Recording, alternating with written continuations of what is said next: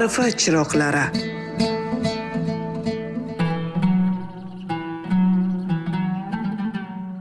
Assalomu alaykum. Ma'rifat chiroqlari eshittirishining qadrli muxlislari, aziz tinglovchilar. Yana bir ma'naviy diydor, ko'ngil suhbatiga xaridor bo'lib turganingiz uchun har biringizga tashakkurlarimizni bildiraman. Aziz boshingiz hamisha sarbaland, qalbingiz ilm va irfon durdonalari bilan saodatmand bo'lsin.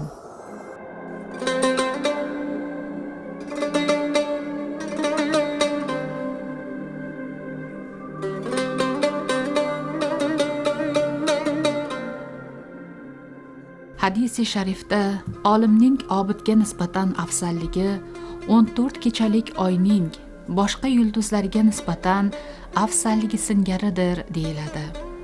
Chunki obid dunyo ishlaridan uzilib, oxirat g'amini yer ekan, ikki dunyo azobidan faqat o'zini qutqarishni istaydi.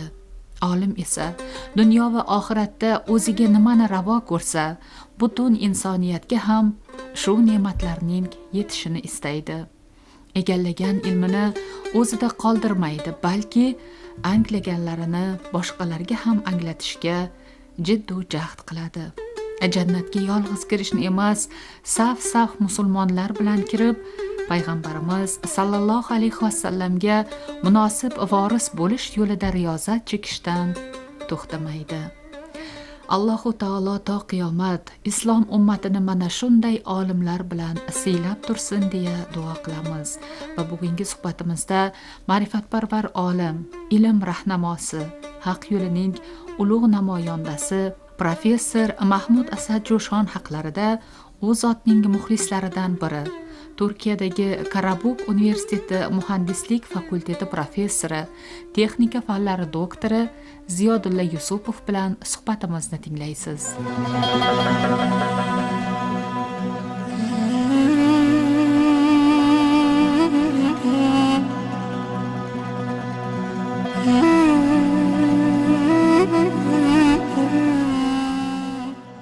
Ma'rifatparvar olim Mahmud Asad Jo'shonning juda ko'p mamlakatlarni qamragan katta ta'limotlari va minglab shogirdlari borligi ma'lum.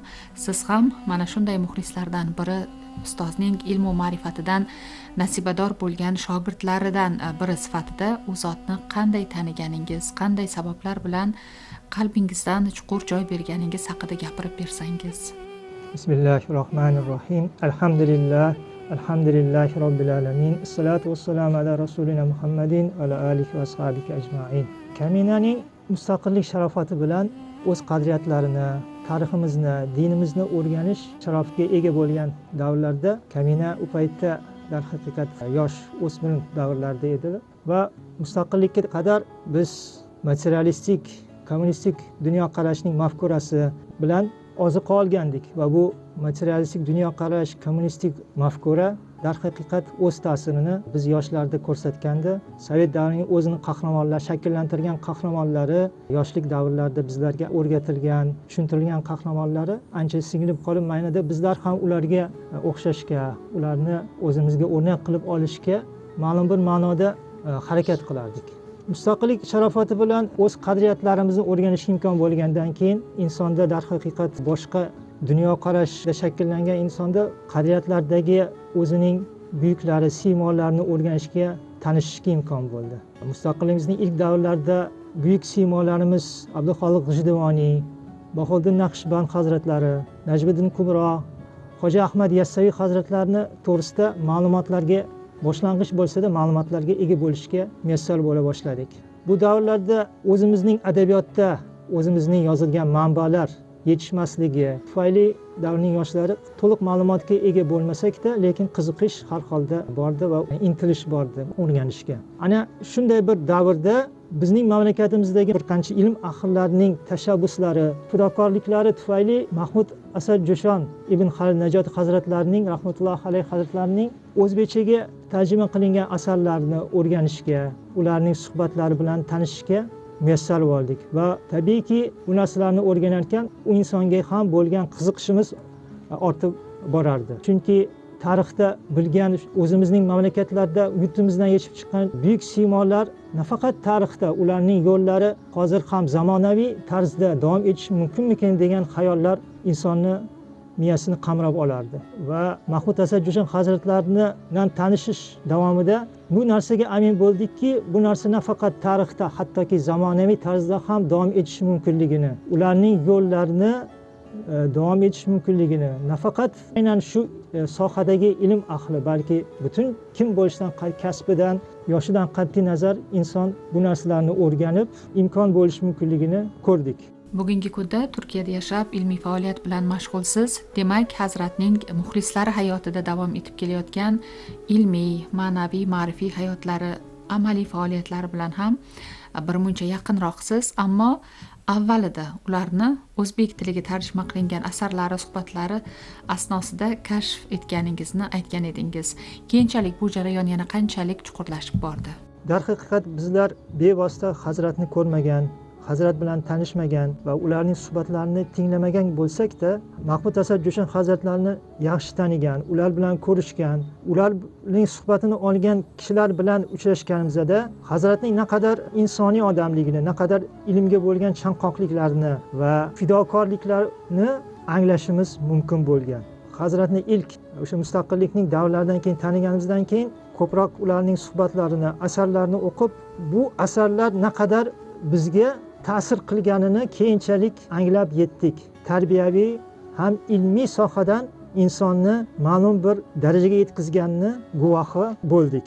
Hazrat nafaqat ilmiy sohada o'zlarining faoliyatlarini bilan tanilgan, balki ijtimoiy, siyosiy va barcha boshqa sohalarda o'zining faolliklarini ko'rsatib tanilganliklarini guvohi bo'lishimiz mumkin. Chunki hazratning asosiy maqsadlari insonlarga Allohni tanitish, bu dunyoda insonlar orasida yaxshilikni yoyish va insonlarga o'sha zamonning barcha vositalaridan foydalanib, gazeta bo'ladimi, jurnal bo'ladimi, radio bo'ladimi, nima bo'lsa hammasi orqali foydalanib insonlarga ta'lim berish va insonlar orasida yaxshilikni yoyish asosiy maqsadlari bo'lganini ko'rishimiz mumkin.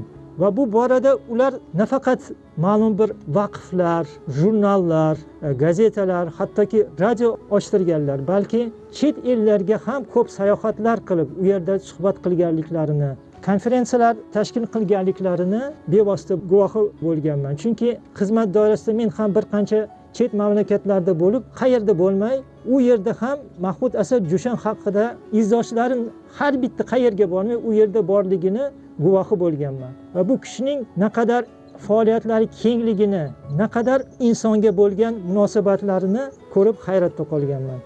Ma'rifatparvar olim Mahmud Asad Jushonni haqli ravishda qomusiy olim deymiz, chunki ular bir necha sohalarda faoliyat olib borganlar, ammo ko'pchilik ularni asosan yozgan ma'rifiy maqolalari, suhbatlari bilan yaqindan tanish. U kishining mana shunday maqolalaridagi o'ziga xoslik haqida nima degan bo'lardingiz? Xotirangizda saqlanib qolgan qanday mavzulardagi yozmalarini tez-tez eslaysiz yoki o'zingiz ham shunday bo'lishga harakat qilasiz?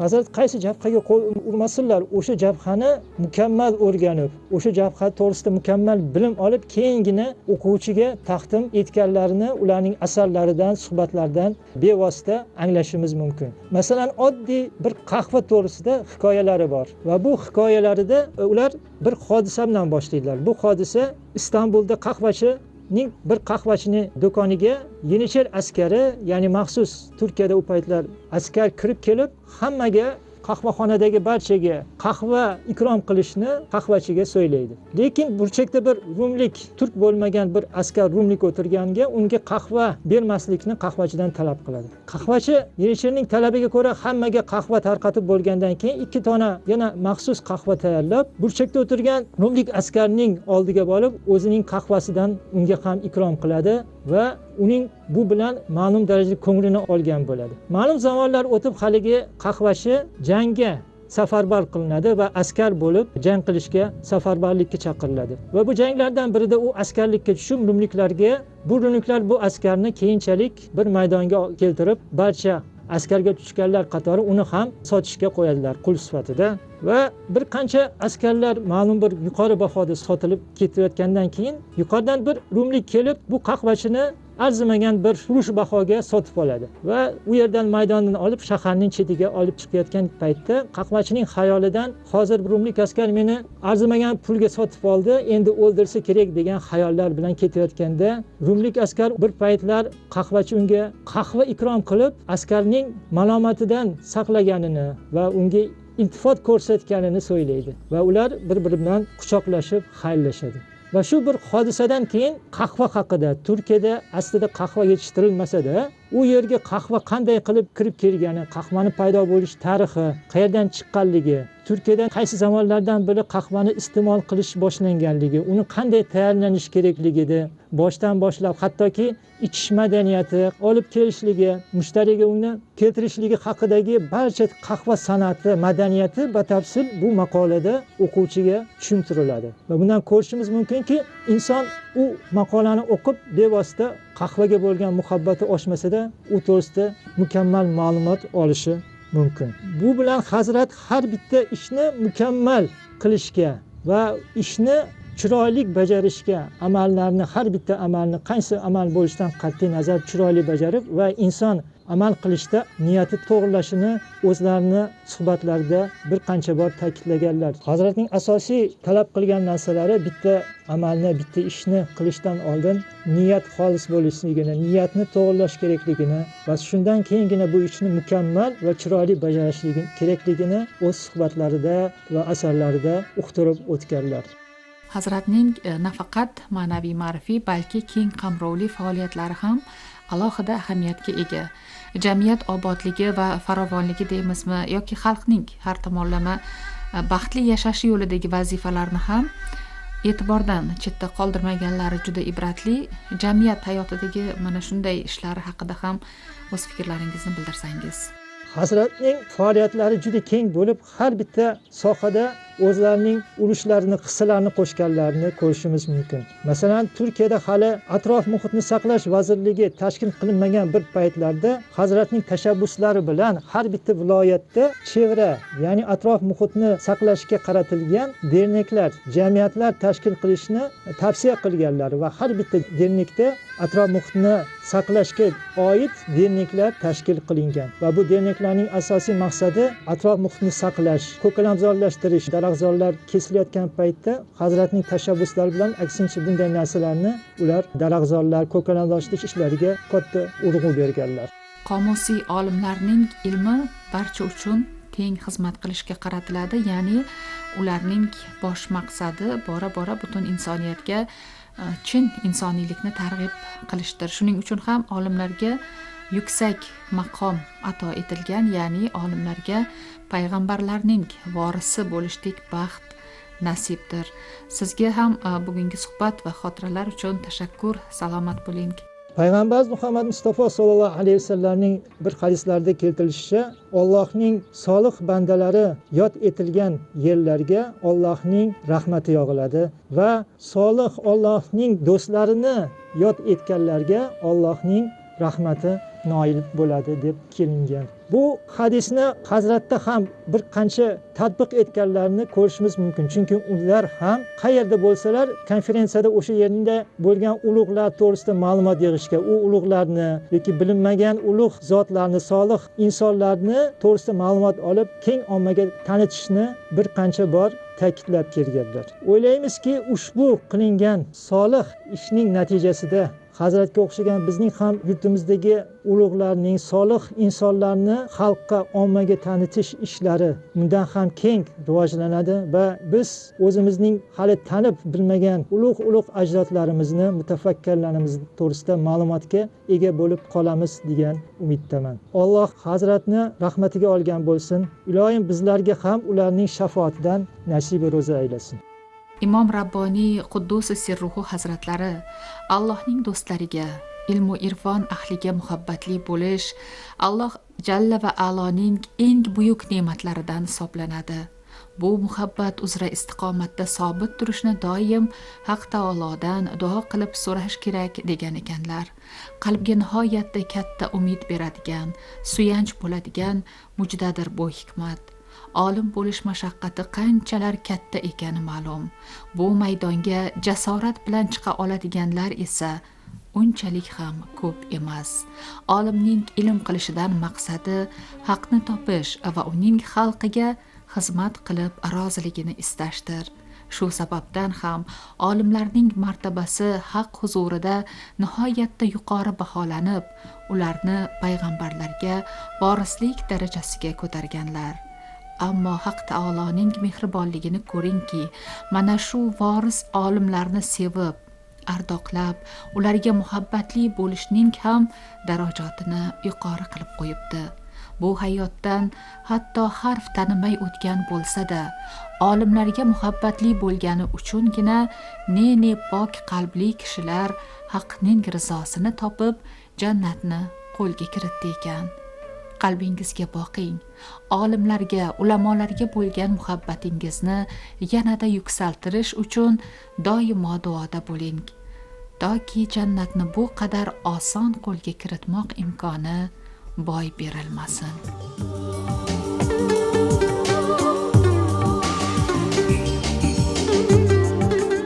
Qadrli muxlislar, siz Ma'rifat chiroqlari dasturida Turkiyadagi Karabuk universiteti muhandislik fakulteti professori, texnika fanlari doktori Ziyodali Yusupov bilan suhbatimizni tingladingiz. Eshittirishni jurnalist Umida G'afforova tayyorladi va olib bordi. Rejissyor Erkin Irismatov. E'tiboringiz uchun tashakkur azizlar. Salomat bo'ling.